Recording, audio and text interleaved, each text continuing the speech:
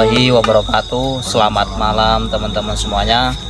Kembali lagi bersama kami di channel Herman Sembrani dan Mas Sidik. Pada malam hari ini saya coba silaturahmi ke tempat Mas Sidik ya teman-teman. Di sini saya coba ingin tanya-tanya sedikit dengan Mas Sidik mengenai mungkin pengalaman spiritual, karena beliau yang lebih memahami masalah yang namanya hal-hal berbau mistis, karena kami pun masih awam, masih pemula, jadi belum tahu pengalaman-pengalaman yang lebih itu seperti apa. Mungkin Mas Sidik bisa menceritakan pengalaman yang mungkin selama ini mendalami hal-hal yang gaib itu seperti apa, yang mungkin dirasa sulit, mungkin bisa Mas Sidik ceritakan. Terima kasih sebelumnya untuk Mas Herman Sembrani. Bagi yang belum tahu siapa Mas Herman Sembrani, bisa dicek di pencarian YouTube Herman Sembrani Channel. Jangan lupa subscribe dan juga like-nya. Baik, untuk Mas Herman Sembrani, yang pertama-tama saya ucapkan terima kasih sudah berkunjung ke gubuk saya yang kecil ini. Sudah repot-repot datang jauh-jauh malam-malam dengan sambutan seadanya. Dan tak lupa juga saya ucapkan terima kasih kepada Mas Franky yang sudah datang jauh-jauh. Sambutannya ya seperti ini, nggak apa-apa ya Mas ya? Ya, kita bertamu bagi-bagi pengalaman aja Mas. Iya. Karena kita datang di sini pengen sharing-sharing, mana tahu apa yang bisa kita sama-sama kita belajar gitu. Iya. Jadi yang ditanyakan oleh Mas Herman tadi adalah pengalaman spiritual apa yang paling berat yang pernah saya jalani. Sebenarnya pengalaman spiritual saya yang paling berat saya jalani tidak ada ya sebenarnya.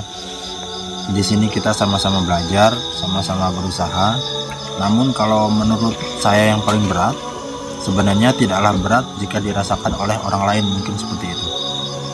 Jadi kalau menurut saya yang paling berat adalah diharuskan berpuasa selama 7 hari 7 malam ya. Kita puasa jenis apa? itu kalau jenisnya saya tidak tahu ya, cuman kalau dari guru-guru saya itu diharuskan puasa 7 hari 7 malam. 7 hari 7 malam Ya, Dengan niat Mas? dengan niat yang tidak bisa saya sebutkan di sini ya. Intinya adalah di dalam berpuasa itu kita disuruh membersihkan diri, karena fungsi dari berpuasa adalah membersihkan hati kita dan juga roh atau badan zohir kita, seperti itu ya. Jadi jika kita ingin belajar semua ilmu-ilmu gaib, maka akan lebih cepat meresap karena hati dan batin kita bersih, seperti itu.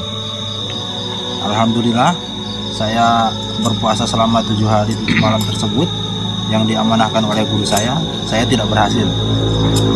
Karena pada hari keempat, tepatnya 4 hari 4 malam, saya sudah pingsan. Alhamdulillah nggak jadi berhasil, seperti itu. Itu mungkin Mas bisa ceritakan kenapa kok bisa pingsan, itu kronologinya seperti apa? Yang pertama kali adalah pertama mungkin masalah fisik ya Mas ya. Saya mungkin sudah tidak kuat lagi. Kalau tidur kita boleh, diperbolehkan kalau tidur. Cuman yang tidak boleh ya makan dan juga minum. Kalau tidur kita diperbolehkan. Ya. Jadi mungkin badan fisik sudah tidak kuat, mungkin juga karena faktor-faktor yang lain. Jadi pada hari keempat itu saya pingsan, seperti itu. Jadi tirakat yang saya jalani gagal. Seperti itu ya. Mungkin batas kemampuan memang hari keempat itu. Atau mungkin Mas Sidik punya pengalaman lain selain puasa yang sempat gagal, atau sedang mungkin melakukan tirakat lain, atau mungkin hal yang dianggap mungkin memang sangat susah sekali, ada nggak selain puasa itu? Jadi kalau menurut saya yang paling berat setelah puasa itu adalah saya disuruh berendam setengah malam di sebuah aliran sungai ya, aliran sungai yang tidak terlalu besar seperti itu. Jadi diharuskan berendam itu dari jam 10 malam sampai terdengar azan subuh, seperti itu. Itu di tengah hutan sendirian, di tengah kebun lah, seperti itu ya.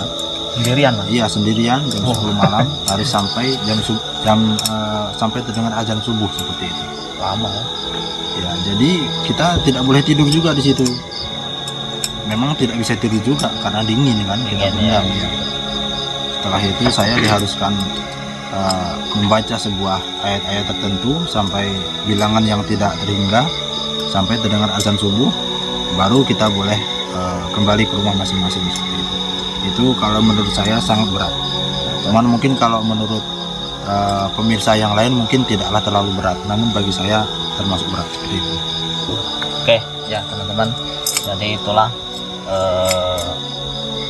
pengalaman dari Mas Sidik mengenai belajar hal-hal spiritual. Jadi teman-teman sudah bisa menyaksikan dan sudah bisa sama-sama kita dengarkan pengalamannya seperti apa.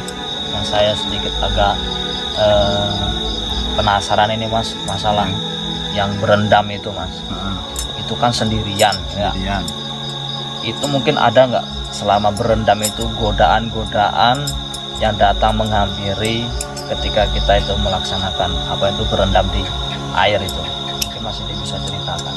Jadi sewaktu saya dalam prosesi berendam atau tapakumkum ya kalau kata orang Jawa itu. Apa Mas? Tapakumkum. Ya, jadi bertapa, berendam seperti itu.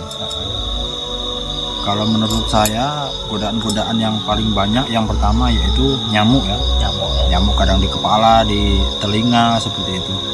Kemudian kalau menurut saya godaan-godaan yang lain ya ada suara-suara yang tidak jelas seperti itu, entah suara orang. Kadang juga ada seperti hewan-hewan yang datang, entah pikiran saya atau memang real seperti itu, saya juga tidak tahu. Yang penting saya fokus sama bacaan saya dan tidak menghiraukan apapun seperti itu. Oke, terima kasih Mas Sidik. Jadi itu pengalaman yang paling berat ya. Di samping di satu sisi ada godaan, di satu sisi kita harus bisa benar-benar fokus terhadap apa yang sudah kita niatkan. Jadi di samping saya juga di sini ada Mas Franky, mungkin bisa tanya-tanya juga dengan Mas Sidik, atau mungkin Mas Sidik mau bertanya kepada rekan kami persilakan Mas. Ya, terima kasih waktunya Mas Herman. Tadi Mas Herman sudah tanya-tanya banyak hal tentang apapun kepada saya. Sekarang gantian nih saya bertanya kepada Mas Franky dan Mas Herman. Kita bagi-bagi pengalaman ya Ya, Mas ya. kita di sini sharing ya, tidak ada berguru. Yang ingin saya tanyakan kepada yang pertama kepada Mas Franky terlebih dahulu.